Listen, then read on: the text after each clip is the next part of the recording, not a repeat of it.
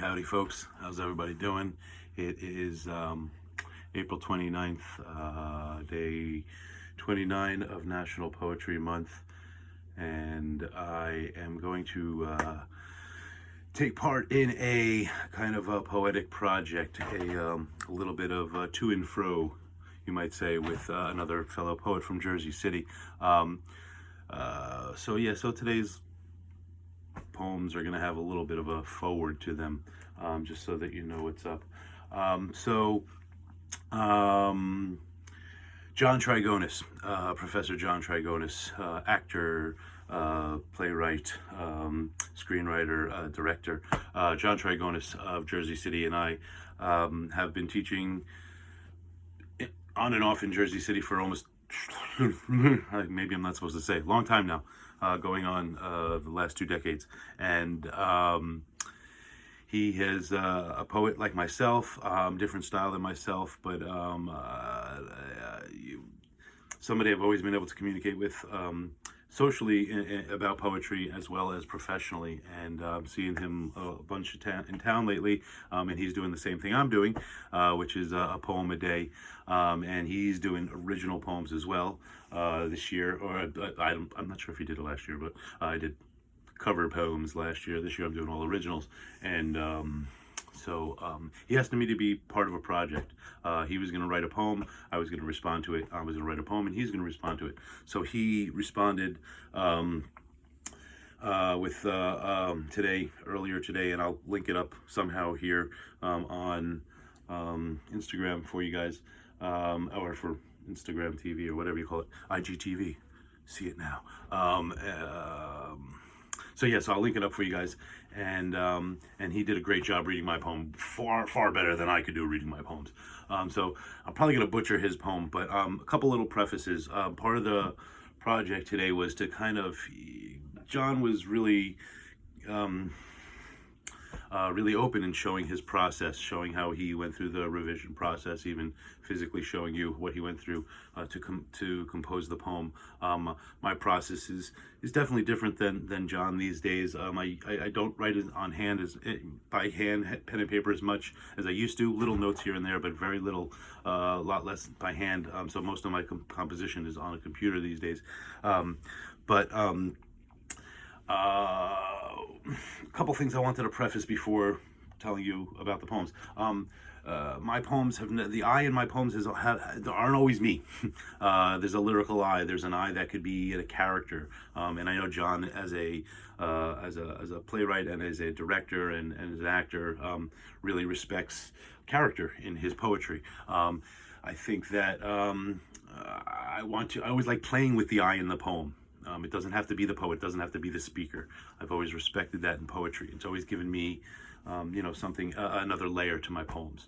So I'm going to read John's poem first. The poem is called At Closing Time. I don't have that much context for the poem because I don't really know much about it. But I'm just going to read the poem to you, and then you're going to have a character respond to his poem.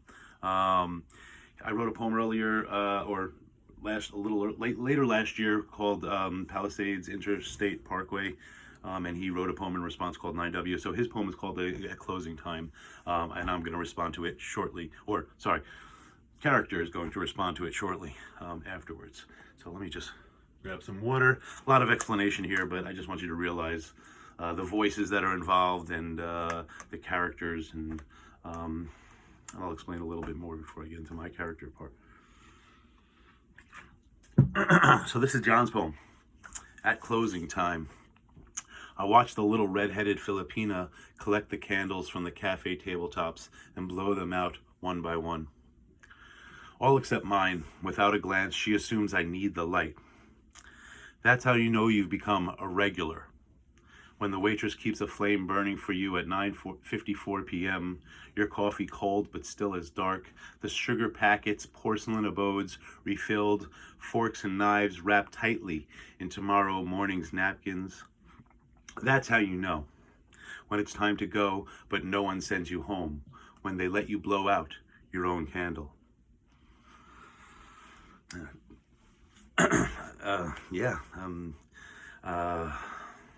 So the project was to respond to this. So I responded. I started writing poems earlier today and kind of responding and thinking about writing from the standpoint of the waitress in there, or responding. Actually, I wanted to respond as the candle, but that seemed a little bit too, I don't know, easy or trite. But events of the day led me in a different direction. So went to West Virginia University in the late 90s, mid to late 90s, and there's a band there called Karma to Burn, and they were a heavy metal band.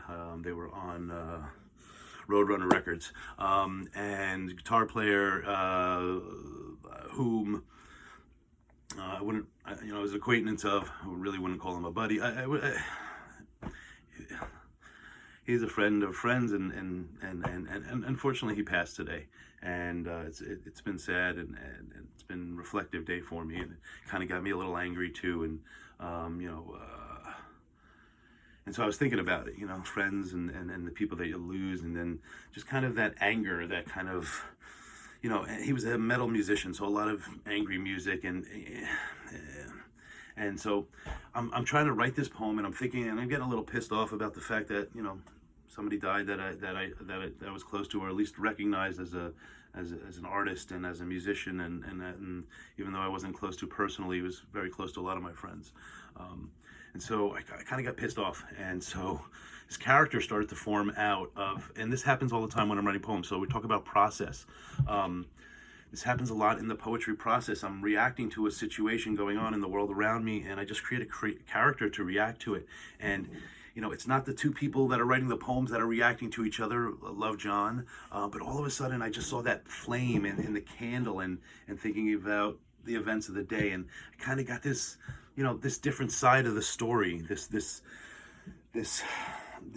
guy working at this, cafe where he just wanted to get out of there and go home, and he's cleaning up and sweeping in the back, and he's watching this guy, and he's watching this guy watch her, and maybe he has a little crush on her or something like that. I'm not sure, but like the characters, they're in this little bar, and this guy's writing, and he's saying it's closing time, and they know him, and he's good, and he's gonna blow out his own candle, but this guy's in the back sweeping up, just kind of looking out, and he's kind of looking out, and this is what he's doing, and the title of the poem is "Sorry, We're Closed."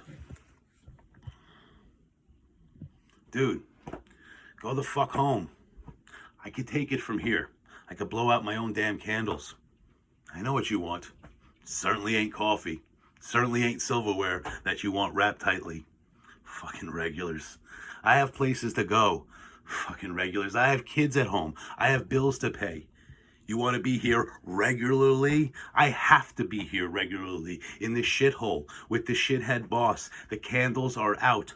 No flames to burn here. You know this. You're just sitting there writing about not being here. It's not late. It's not even 10. Just go. Seriously, dude, go the fuck home.